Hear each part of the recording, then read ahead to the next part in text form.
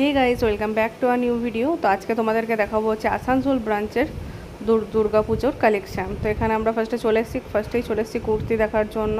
তো এখানে মেয়েদের শপিংটাই আমি দেখিয়েছি, মানে মেয়েদের জন্যই কালেকশানটা দেখিয়েছি, যেহেতু ছেলেদেরটা উপরে তাই ছেলেদেরটাই যাওয়া হয়নি। তো এখানে যে কুর্তিগুলো দেখছি এই কুর্তিগুলো ছিল মাত্র 199 টাকা করে। তো এখানে কুর্তির মধ্যে আমার দুটো কুর্তি পছন্দ এসেছিলো, সেগুলো আমি ট্রায়াল রুমে গিয়ে ট্রায়ালও দেবো, কিন্তু তারপর পছন্দ হয়নি, তার জন্য নেওয়া হয়নি।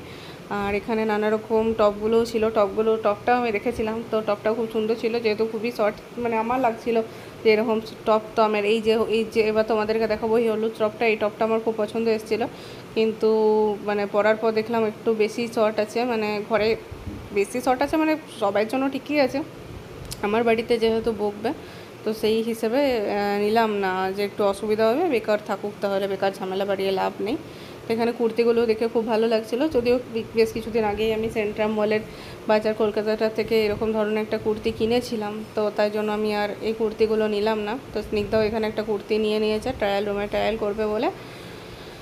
এবারে অন্তত দামগুলো রিজনেবলের মধ্যেই ছিল, অন্যবারে গেলে তখন খুব বেশি লাগতো। তো এবার বাজার কলকাতার বেশ দামগুলো মোটামুটি ঠিকই ছিল, খুব একটা বেশি লাগছিল না।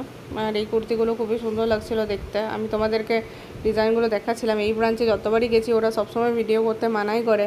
তো এবার জানি না কেন, মানে জানি না দেখতে পাইনি না মানা করেনি, কারণ আমি তো ভালোভাবেই করছিলাম ভিডিওটা, আর অনেকে তাকাচ্ছিলও, কিন্তু সেরকম কিছু বলেনি। যাই হোক, কিছু বললেও আমি এবার ঠিক কী করে গেছিলাম যে বলবো। এবার তোমাদেরকে শাড়িগুলো একটু দেখিয়ে নিচ্ছি, যদিও শাড়ি এখান থেকে তেমন কেউ কেনে না, কিন্তু কালেকশান মোটামুটি ঠিকই ছিল, বিশেষ করে টপ আর কুর্তির কালেকশানটা বেশি ভালো ছিল। তো আমি এবার ঠিকই করে গেছিলাম যে বলবো তাহলে, যে কেন তোমরা তুলতে দেবে না, সবাই তো ভিডিও করে, এরকম একটা বলবো ভেবেছিলাম। তো স্নিগ্ধা বললো তুই বলবে যে সবাই লুকিয়ে করে। আমি বলবো আমি তাহলে বলবো যে সবাই ভিডিওগুলো তো লুকিয়ে করে বলে তো মনে হয় না দেখে পরে।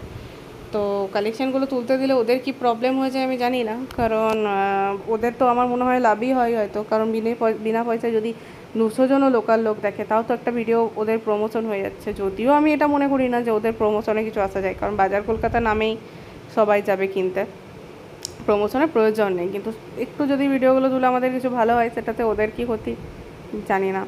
তো যাই হোক, অন্য কিছু ফুডিও এগুলোতে তো মানা করে না, বিশেষ করে বাজার কলকাতাটাতেই একটু বেশি মানা করে।